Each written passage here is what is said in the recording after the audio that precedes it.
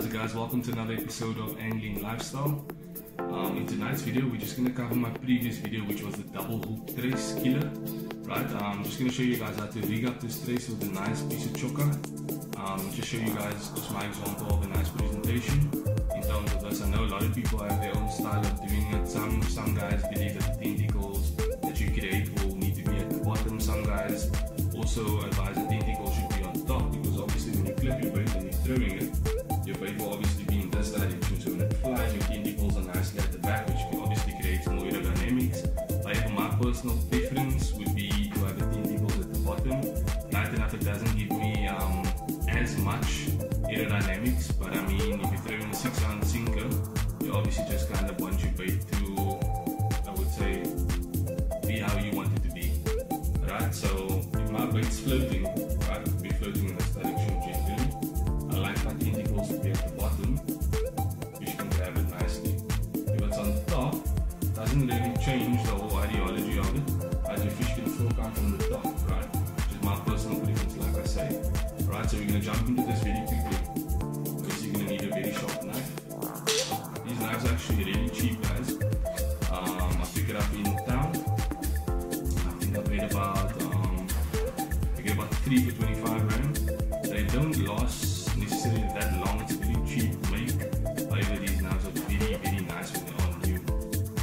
Also take note, guys, when you are using these types of cheaper knives, right, or knives in general, always try and cut your bait with a cutting board. Don't use a rock or a piece of gravel ground, because I mean that's how you actually weaken your blade of your knife. Right, so take care of your tackle. You get more use out of it. Right, so the first thing you want to obviously do is cut yourself a nice piece of chokka. Right. Okay. Next thing you want to do is, with the inside facing upwards, I generally measure. Alright, so I'll take the back of my float. Just want a little bit of meat just past the float, and I'll explain to you guys now why. Right, once you've got your front hook, normally I like to put my knife right there, just make a mark. Right, pull a slit straight down. Very nice, very easy. So have your two little tentacles over there. Now I know a lot of the guys only prefer using 2, but my personal preference, I like 4. Right, I like more movement in the water. More tentacles obviously creates a little bit more of an attraction for your predator fish, such as your elf, your couple Joe.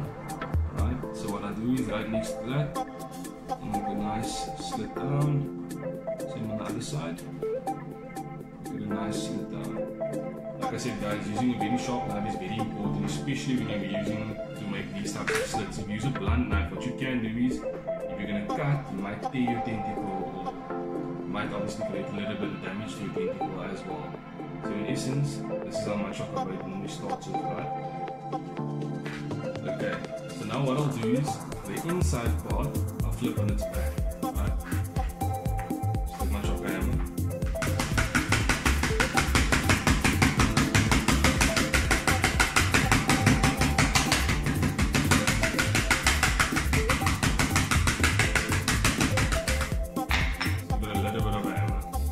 Flip it around, inside part.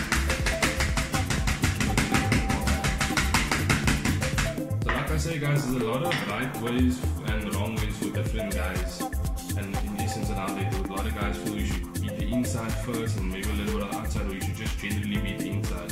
The reason why I like beating the outside as well is because what happens is when you're beating the outside, it's much more solid, right? So this is my own ideology in terms of this. When you do beat the outside, right, you'll tend to then expand your chokka on the inside. You'll see the flesh on the inside will start to expand a little bit, and essentially that's what I do like, right? I normally hammer my chokka much more. However, for tonight's presentation, I just want to really show you guys how I rig up, or the presentation, how it actually looks on the float itself, just to kind of give you guys a nice picture of it as well.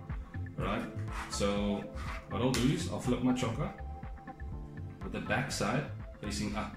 Alright, I'll take my trace just like this, get my section that I want, just measure that out, just make sure everything is perfect.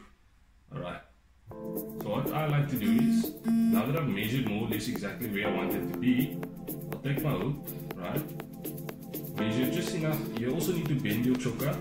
Obviously, once it's placed exactly where you want it over here, bend your chokka so that you get a nice hook in without having to shift the chokka forward. Okay, now that you've got your back one in, do the same with your front. Put it right where you want it. Right? Here we go. What you're obviously going to do is you're going to take your sides. You're going to try and hold a little bit of pressure. Keep it at the bottom. Alright? So what I'm going to do is I'm just going to quickly cotton it nicely. A little bit behind the hook.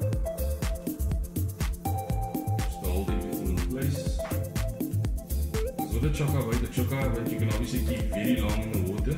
However, if there's really strong currents and you didn't really cotton your chokka nicely onto your bait, you'll see those currents will tend to start having your chokka slide up and down or actually break off.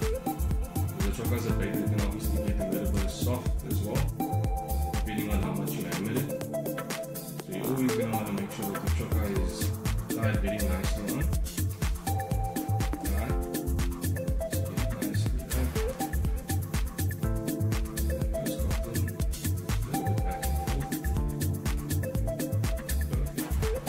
Okay, so here's where the toothpick actually comes in at the back, right? So this is the exact example I want to make. If you have a piece of chokka that's overlapping the end of your float, you generally want the float to be nicely covered, right? So you're going to want that chokka to reach nicely over the end and tuck nicely at the back of your float. So instead of having to hold it like this and really struggling to get to that section at the back, the toothpick will then allow you to hold your chokka like that without having to touch your chokka. That way, you'll be able to get behind the float really easily without holding your hand in an angle. You know, sometimes you get a little bit of muscle pull in your hand or holding your bait like that. So that basically eliminates the entire issue of having your chokka like that. Okay, now that you've got your back nicely tucked in,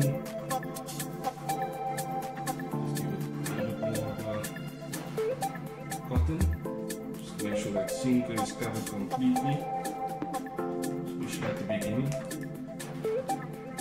Okay, perfect. And what I like to do at the end is, I like to make a couple of laps around the hook. So nice couple of laps around the hook.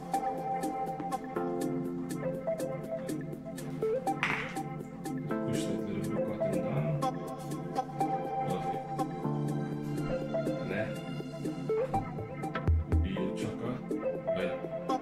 Floating in the water, you have your nice tentacle movements that should definitely attract any predator fish out there.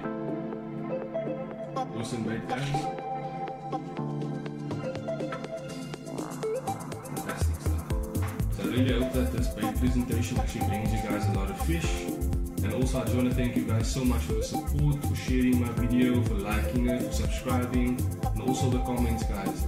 Remember to always comment on my videos, that way I'll obviously know what you guys' input is, and I can also try and make traces based on your guys' ideas, you know, just to really put the image to the words that you guys are speaking or that you guys are commenting on. And yeah, that's it for me, guys. Have a good evening. Thank you guys so much for